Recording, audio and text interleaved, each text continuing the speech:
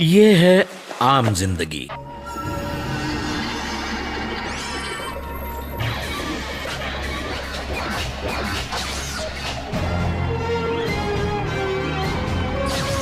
है मेंटोस जिंदगी। गाइस मैं आज आपको दिखाने वाला हूँ 1 2 3 नहीं ना जाने कितने ही मूवीज की कॉपी जो मेरी आपकी सबकी है। जान के दुश्मन, द वन एंड ओनली जानी दुश्मन।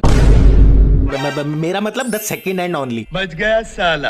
हाँ तो भाई मूवी स्टार्ट होती है और हमें दिखाई देते हैं कुछ ऐसे लोग जो फ्री में शादी में खाना खाने आए हुए हैं और तभी पड़ता है थप्पड़ और फिर लगती है एक शर्त। अगर कोई बंदा उस लड़की को जाकर गले लगाए तो मैं 500 रुपए की शर्त लगाता हूँ। ठीक है, ये मेरे भी 500।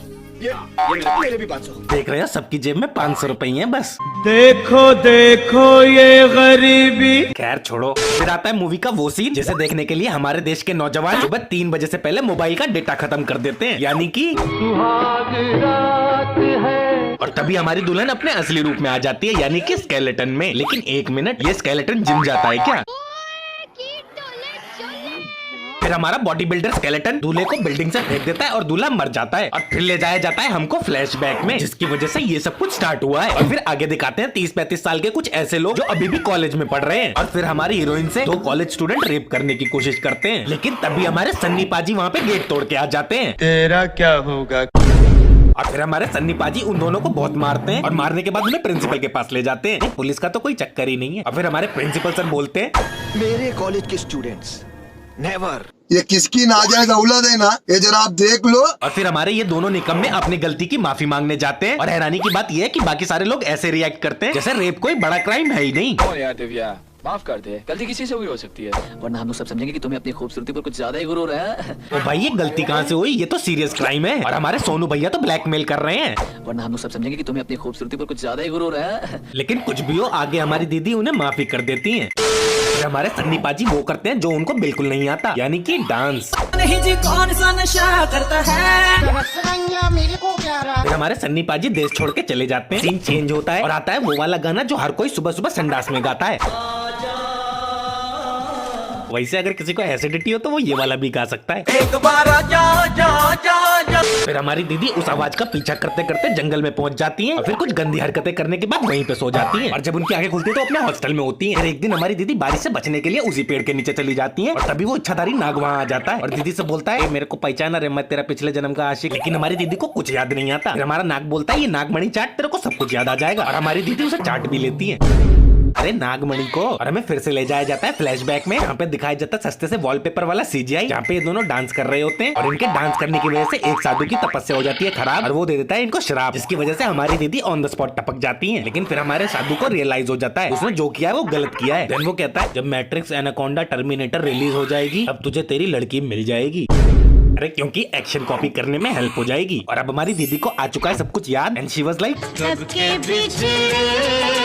हमारे कनाडा वाले अक्षय कुमार जी दीदी को पार्टी के लिए इनवाइट करते हैं, लेकिन हमारी दीदी मना कर देती है। और फिर हमारे दोनों कमीनों में से एक कमीना लोगों की आवाजें निकाल के यानी कि मिमिक्री करके दीदी को कन्विंस कर लेता है पार्टी में आने के लिए, और वो भी 1 घंटा पहले। और दीदी पार्टी में आ भी जाती है। 1 मिनट, साला खंडरों में पार्टी कब से होने लग गई। और फिर मौका पाके हमारे दोनों कमीने दीदी का कर देते हैं, जिसके सदमे में आके दीदी कर देती है अपने आप को ढेर। बाकी लोग भी वहाँ पे आ जाते हैं और हमारी दीदी कहती है, कमीनो तुम लोगों ने मेरे साथ अच्छा नहीं किया, अब मैं एक सेक्सी सी चुड़ैल बनके तुम सबको मार डालूंगी। नहीं भाई, चुड़ैल और डायन ऐसे दिखते हैं ना कि ऐसे। हमारा इच्छाधारी ना कैजुअली वहाँ पे घूम रहा होता है और एकदम से उसे अपनी गर्लफ्रेंड दिखाई दे जाती है। And he was like, ओ मेरे बरसों के प्यार, व्हाट हैपेंड विद यू यार। फिर हमारी दीदी बोलती है, ओ मेरे नाग तू इनको मार, अब तक मैं आत्मा बन के नाइट ड्रेस पहन के आती हूँ। और दीदी टपक जाती है। फिर हमारे पुराने जमाने का इच्छाधारी नाग बिकम 21वीं सदी का सुपर इच्छाधारी नाग, और फिर वो अपने मुंह से निकालता है, ये तो टट्टी है। लेकिन दोनों कमीनों में से एक कमीने को पकड़ लेता है और हमारा नाग रोमांटिक हो जाता है। फिर मूवी में आगे दिखाया जाता है कि इन लोगों ने एक पार्टी ऑर्गेनाइज करी है। पार्टी की वजह से इतने कलेश चालू हुए, कितनी पार्टी करेंगे। तो इनके दोस्त की पार्टी में जाते हुए बाइक खराब हो जाती है। देन किसी से लिफ्ट मांगता है और अपनी गर्लफ्रेंड को उसकी कार में भेज देता है, क्योंकि उसमें एक जन की ही जगह थी। फिर ये भी लिफ्ट मांगता है और इसे भी लिफ्ट मिल जाती है। लेकिन इस बार जिसने इसे लिफ्ट दी होती है वो निकलता है हमारा सुपर इच्छाधारी नाग। फिर शुरू होती है हमारी चेजिंग, और ये मैं आसमान की ऊंचाइयों में। जैसे तैसे ये बंदा गाड़ी तक पहुंच जाता है और गाड़ी लेके भागने लगता है। लेकिन तभी एक चीज होती है,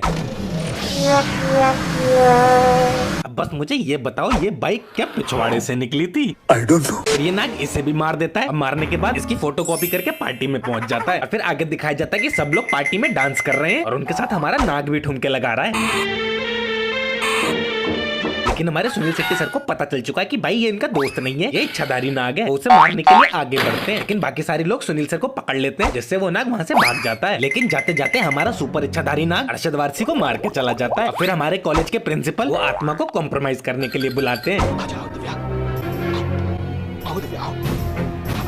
ये आत्मा को बुला रहे हैं या कुत्ते को?